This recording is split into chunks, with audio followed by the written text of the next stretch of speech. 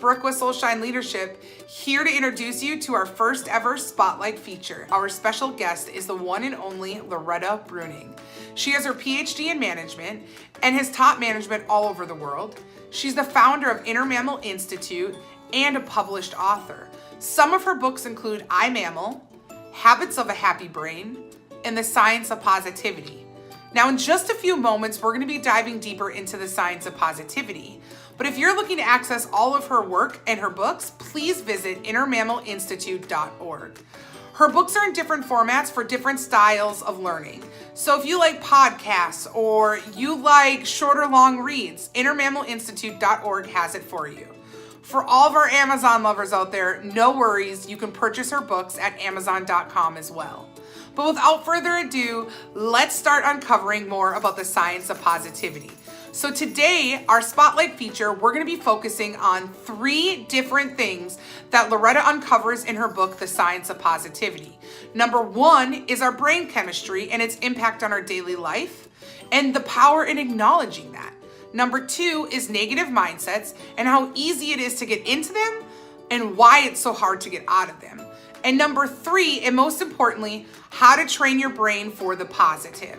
So if you're looking for some motivation, inspiration, and knowledge to provoke your thought process, you came to the right place. So please enjoy our first Spotlight feature on the science of positivity with the one and only Loretta Breuning.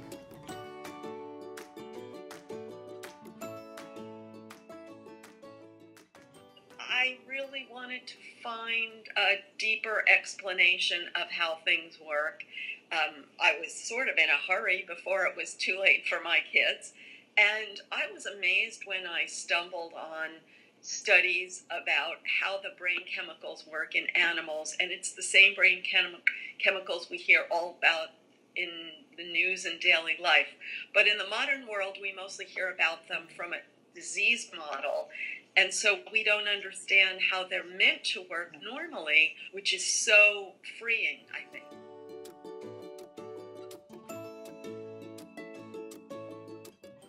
What I'm going to explain is not what you hear from the licensed practitioners. So first I'll explain it and then I'll tell you why.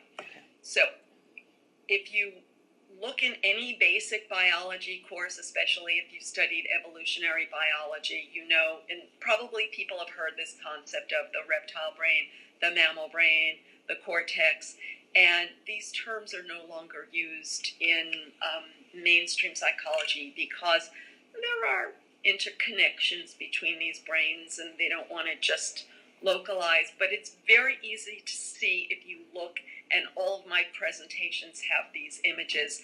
If you look at the animal brain, from a reptile to a small mammal to a large mammal to a human, that there are core brain structures which are called the limbic system. The limbic system is things you've heard of like the amygdala, the hippocampus, the hypothalamus. These all work together and they control the core survival impulses. So often simple examples are used like anger, but it's not anger. It's every core drive to meet a need and avoid threat. Yeah. And how does an animal decide when am I meeting a need? What is a threat? It's because they turn on a good feeling chemical when they see something good for them, and they turn on a bad feeling chemical when they see something bad for them. Now, animals do this with very little cortex. Let's say a reptile does it with almost no cortex, and then the bigger an animal's cortex is, like small mammals, big mammals, have a bigger and bigger cortex until you get to primates. And primates have a quite large cortex compared to the other animals, and this cortex can give you a second chance to control what your limbic system is telling you. So we have 2 brains and they're designed to work together. So there's no such thing as saying, well, I'm going to ignore my impulses, because if you ignored all of your impulses, your human cortex has no idea how to survive. It just analyzes things to death and never takes action. So the two brains are designed to work together.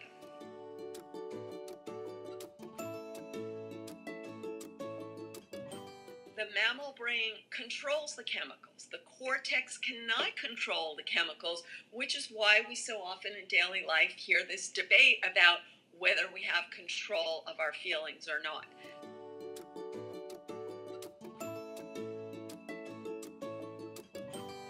It's not because anything's wrong with you, it's because that's how your brain is designed to work.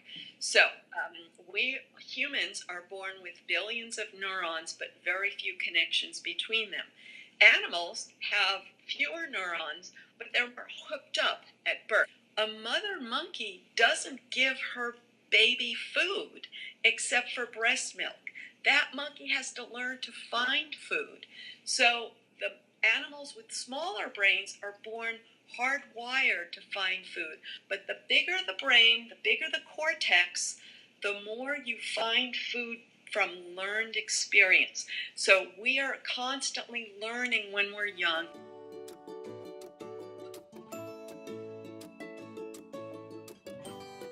So we gotta build those neural pathways when we're young, and our brain is designed to build the superhighways, the infrastructure. It's known as the white matter when you're young. And those neural pathways become so efficient that everything you do with those early neural pathways feels natural and normal and effortless. And the simple example is learning your native language versus learning a foreign language. So we all know how hard it is to learn a foreign language, and yet you learned your native language and you speak it so effortlessly that you don't even think of it as something you learned. Mm-hmm. But when you're around a baby, you say, wow, yikes, they had to learn it one word at a time, one grammatical rule at a time. So it's the same with your emotions. You built the system that controls them when you're young, and when you want to change that system, it's as hard as learning a foreign language.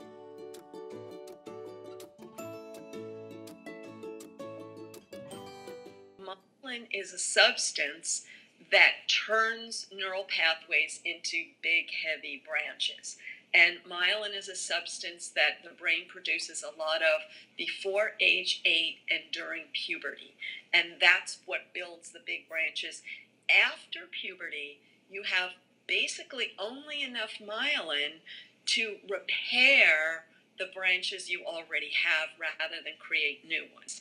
And so our challenge in adulthood is to build we can't build new big limbs and big branches, but we can sort of build new twigs and new leaves.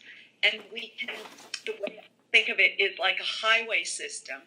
You can't build new super highways, but you can build a new dirt path, and you can have the self-confidence to use the dirt path you built rather than the highway that comes automatically.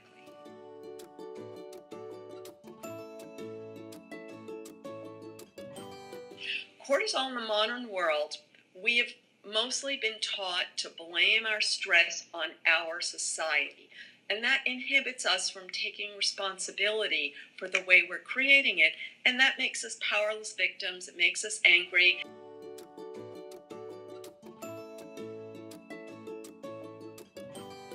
We have this danger radar that it has a high priority. And that's how our brain evolved to work. The bottom line is, how did you define danger? And the answer is anything that triggered your cortisol when you were young, that's what triggers the feeling of danger today. And so the simple example, it's often healthy, is that you don't touch a hot stove because you only had to touch it once, and pain triggers a huge cortisol. It makes a huge cortisol circuit. And now your brain is always looking, and when it sees a hot stove, you pull back your hand so fast that you don't even have to think about it. So that's the healthy functioning of cortisol. And then we go from there with anything that ever hurt you in your whole life, built a circuit, and you're trying to avoid that as if it's a hot stove.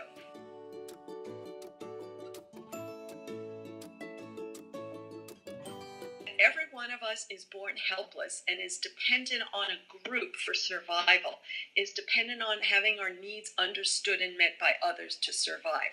So every one of us is born with that feeling of like, oh my God, if I make them mad at me, I'm dead. So that's natural, it's healthy, it's inevitable, and everyone's going to have that.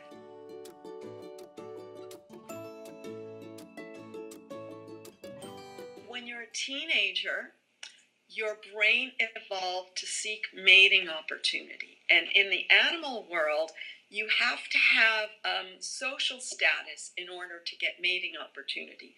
So we go back to feeling like social acceptance is a matter of life and death. And so whatever it took to get social acceptance in a person's individual life, that's what wires them and drives them nuts today. Whatever was an obstacle to social acceptance in each person's unique actions, that's what threatens them today.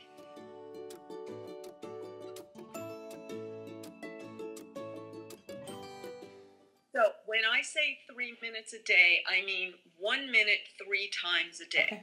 So you can think of it as your nutrition or something.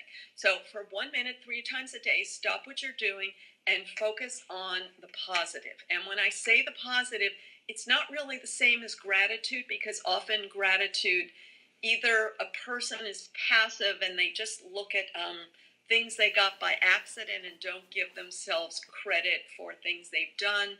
And also, when people do gratitude, they do the same thing all the time. So the idea is to look for the positive side of things.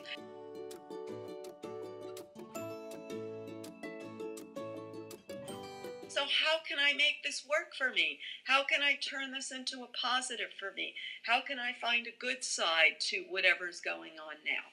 And I'm not saying you should ignore the reality of whatever bad is going on, but the lenses you have will only see the bad unless you create a positive lens. So what I say is, if you invest 3 minutes a day in creating a positive lens, you have the rest of your day to think negative, knock yourself out, but at least make sure that you at least look on the positive 3 times a day. And what it will do is create a neural pathway that will help you automatically look for the positive.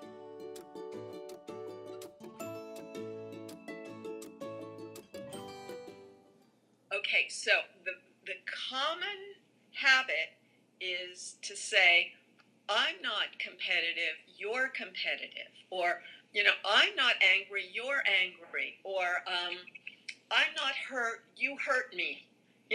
So we're always projecting our feelings onto the world, whether it's society or the individuals that we're around.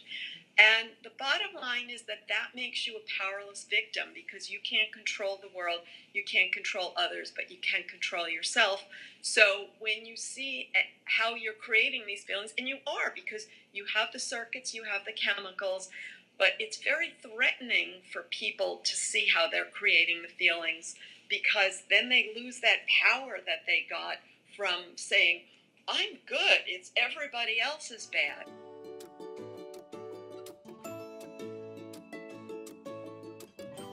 The answer is, just like you said, is small steps. And partly it's small victories, but you can get a bigger victory, if you take a lot of small steps. And on the way, the small steps often seem hopeless. And so it's how to have hope during the small steps without being delusional and getting frustrated.